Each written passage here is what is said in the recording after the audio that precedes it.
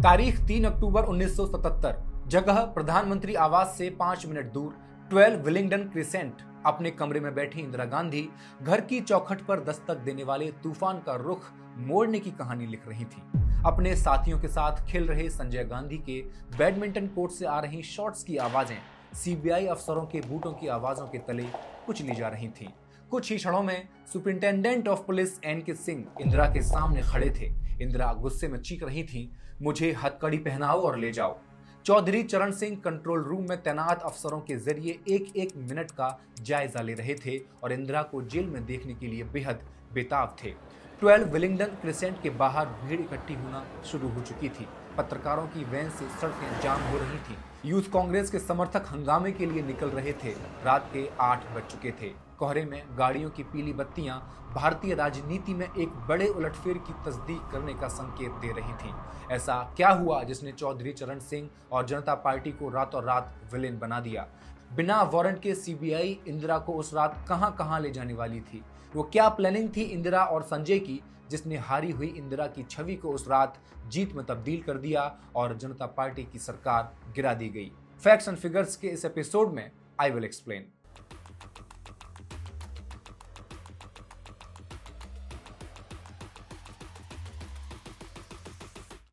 नमस्कार, मैं हेमंत और आप मॉलिटिक्स देख रहे हैं। इस कहानी को मैं शुरू करूं उससे पहले आप इस कहानी के पात्र और सभी घटकों को अच्छे से समझ लीजिए।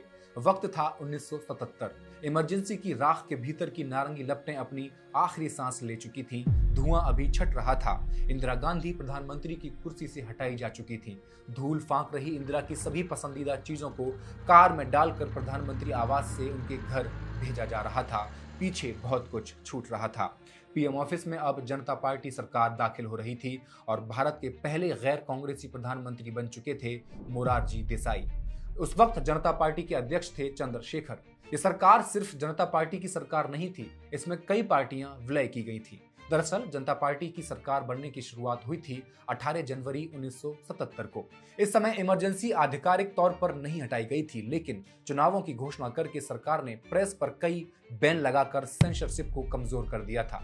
विपक्षी नेता एकजुट होकर जयप्रकाश नारायण के पास पहुंच रहे थे। नारायण ने जोर देकर कहा कि सभी विपक्षी दल मिलकर एक संयुक्त मोर्चा बनाएं और तब जनता पार्टी की नींव रखी गई, जिसमें 23 जनवरी 1977 को चरण सिंह की बीएलडी भारतीय लोकदल, स्वतंत्र पार्टी राजनारायण और जॉर्ज फर्नांडिस की सोशलिस्ट पार्टी ऑफ इंडिया और भारतीय जनसंघ बीजेएस जो आज बीजेपी है, इन सब ने अपनी अपनी अलग अलग पहचान भंग करते हुए समर्थन दे दिया। इन सब की विचारधाराएं अलग थीं, लेकिन जयप्रकाश नारायण की अपील के बाद सब एकजुट होने के लिए बाध्य हो गए। चुनाव हुए तो जीत जनता पार्टी और उसके सहयोगी पार्टियों की हो गई। सरकार बनते ही तब के गृह मंत्री चरण सिंह के मन को एक बात दिन रात परेशान कर रही थी, इंदिरा गांधी को कैसे भी जेल में डाला जाए।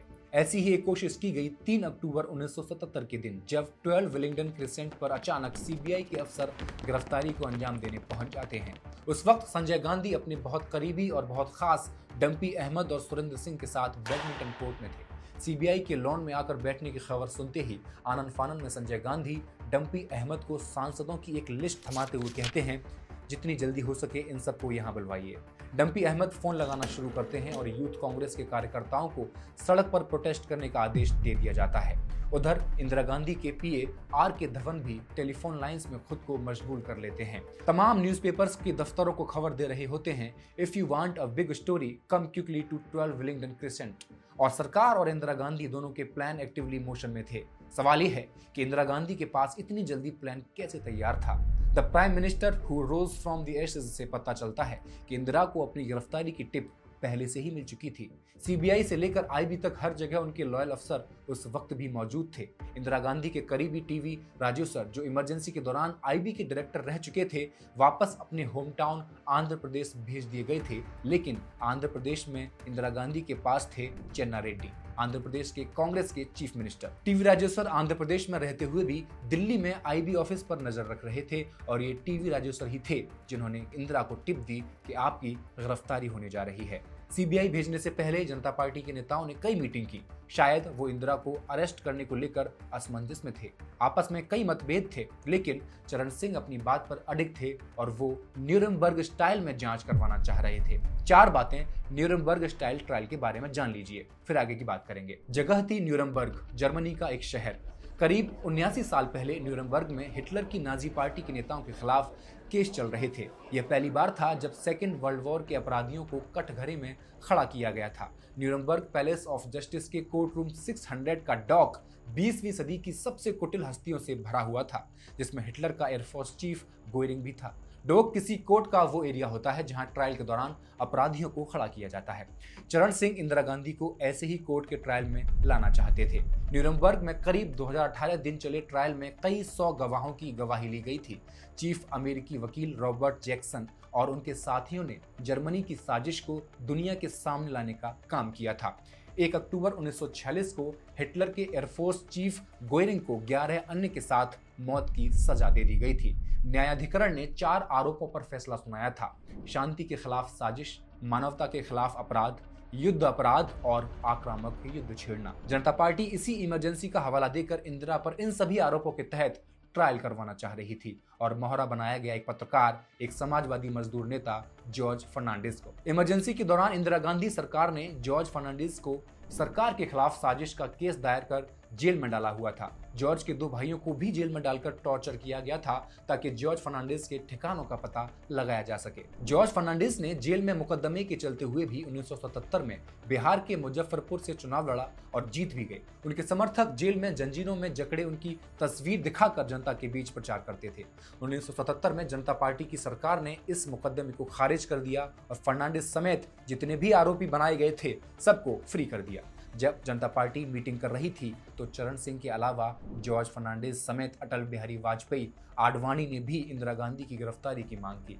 लेकिन इन मीटिंग में सबसे बड़ी कुर्सी पर बैठे देश के प्रधानमंत्री मोरारजी देसाई इंदिरा गांधी के साथ लंबी राजनीतिक दुश्मनी के बावजूद भी चाहते थे कि सब कुछ कानून के दायरे में रहकर किया जाना चाहिए। जनता पार्टी के अध्यक्ष चंद्रशेखर का कहना था कि जनता पहले ही सबक सिखा चुकी है, इंदिरा चुनाव हार चुकी हैं। लेकिन इन बातों का असर चरण सिंह पर नहीं पड़ रहा था। मोरारजी देसाई ने आखिर में उन्हें चेताया कि ऑपरेशन में कोई गलती नहीं होनी चाहिए। This operation must not misfire. Operation की खबर इंदिरा गांधी को पहले से थी। जब सीबीआई उनके घर पहुंची तब तक वो प्रेस स्टेटमेंट के साथ सारी तैयारी कर चुकी थी। NK Singh CBI team lead कर रहे थे। इंदिरा गांधी चिल्लाकर कहती हैं, I will not go till you handcuff me. Police wireless के बीप की आवाज उस सन्नाटे में बजने लगती है। मिनिस्ट्री ऑफ होम अफेयर में घबराए हुए चरण सिंह 12 विलिंगडन क्रिसेंट में एक मिनट का ब्यौरा लेते हुए कमरे में घूम रहे होते हैं। इंदिरा गांधी अब अपने वरांडा में पड़ी कुर्सी पर बैठ जाती हैं और सीबीआई से अरेस्ट वारंट की मांग करती हैं, जो सीबीआई के पास था नहीं। एनके सिंह, जिन्हें इस पेचीदा हो चुकी सिचुएशन को संभालना नहीं आ रहा था, कहते हैं, मैडम, सीबीआई के लिए ये जरूरी नहीं है कि वो गिरफ्तारी करने के लिए कोई एफआईआर की कॉपी या वारंट साथ लेकर आए। चरण सिंह ने एनके सिंह को स्पेशली इस ऑपरेशन के लिए चुना था। इंदिरा गांधी भरसक प्रयास कर रही थी कि सीबीआई का समय कैसे भी बर्बाद किया जा सके, जिससे संजय गांधी को फील्डिंग बिछाने के लिए अतिरिक्त समय मिल सके। कुछ ही मिनटों में घर के आसपास भीड़ जमा होने लगी, वहां मीडिया भी पहुंचने लगी। कांग्रेस के बड़े बड़े लीडर्स बंसीलाल, HKL भगत अपनी मौजूदगी दर्ज करा रहे थे। इंदिरा गांधी के वकील और फॉर्मर जज AN मुल्ला भी अब वहां पहुंच चुके थे। तभी एक सीबीआई अफसर ने एफआईआर की एक कॉपी इंदिरा गांधी की तरफ आगे करते हुए कहा, आपको रिलीज किया जा सकता है यदि आप एक पर्सनल बॉन्ड फर्निश कर दें या मुचलका सौंप दें। पर्सनल बॉन्ड फर्निश करने का मतलब था कि इंदिरा गांधी स्वीकार कर रही हैं कि एफआईआर में उन पर लगाए हुए आरोप सही हैं, अतः वे ऐसा कुछ भी करने से मना कर देती हैं। रात के 8 बज चुके थे। मैडम इंदिरा अपने बंगलों से मीडिया फ्लैश लाइट में बाहर निकलती हुई देखी जाती हैं। प्रेस के हर सवाल का जवाब देती हुई आगे बढ़ती हैं। उनके द्वारा तैयार की गई प्रेस स्टेटमेंट को सभी रिपोर्टर्स में डिस्ट्रीब्यूट कर दिया जाता है। यकायक इंदिरा का एक बॉडीगार्ड उस जीप के आगे लेट जाता है जिसमें इंदिरा गांधी को ले जाना तय हुआ था। तब तक कार, जीप और बसों की एक लंबी लाइन उस जीप के पीछा करने के लिए तैयार थी जिसमें इंदिरा गांधी को ले जाना था। संजय गांधी के लोग पूरी ताकत के साथ तैयार थे। ये मैडम इंदिरा की प्लानिंग थी कि जब वो अरेस्ट होकर जाने लगे तो उनके समर्थकों का एक बड़ा काफिला उनके पीछे पीछे हो। सीबीआई की जीप अब इंदिरा को लेकर भटकल लेक हरियाणा की तरफ बढ़ रही थी। सामने एक रेलवे क्रॉसिंग पर जीप रुक जाती है। मैडम इंदिरा बाहर निकलती हैं और एक पुलिया पर बैठ जाती हैं। अफसर उनके जीप में आने का आग्रह करते हैं, लेकिन वो हिलने से मना कर देती हैं और कहती हैं कि वे किसी कीमत पर दिल्ली की सीमा पार नहीं करेंगी। सीबीआई अफसरों की घबराहट बढ़ रही थी और उन्हें ऊपर से साफ आदेश थे, ना तो इंदिरा गांधी को हथकड़ी पहनाई जा सकती है और ना ही उनके साथ अभद्र व्यवहार किया जा सकता है। सीबीआई मजबूर थी और उसके पास सिवाय वापस दिल्ली लौटने के अब और कोई रास्ता नहीं बचा था। दिल्ली आने के बाद उन्हें नॉर्थ दिल्ली की पुलिस लाइन में बिठाया गया। वो रात उनकी वहीं निर्मला देशपांडे के साथ गुजरी। अगले दिन उन्हें पार्लियामेंट स्ट्रीट पर मजिस्ट्रेट के सामने पेश किया गया। दूसरी तरफ उनके समर्थकों के प्रदर्शन को पुलिस दबाने की कोशिश कर रही थी। भीड़ में कुछ इंदिरा गांधी जिंदाबाद चिल्ला रहे थे तो कुछ इंदिरा गांधी मुर्दाबाद के नारे लगा रहे थे। पुलिस टीयर गैस के गोले दाग रही थी। जनता के मन में बहुत अंदर तक ये संदेश जा चुका था कि सरकार में बैठे कुछ नेता सिर्फ व्यक्तिगत बदला लेने के लिए इंदिरा गांधी को निशाना बना रहे हैं। अपनी सही टाइमिंग के लिए जाने जाने वाली इंदिरा गांधी को यह अच्छी तरह पता था कि चीजों को कैसे दिखाना चाहिए। इस पूरी प्लानिंग में इंदिरा गांधी लोगों की सहानुभूति लेने में सफल हो जाती हैं।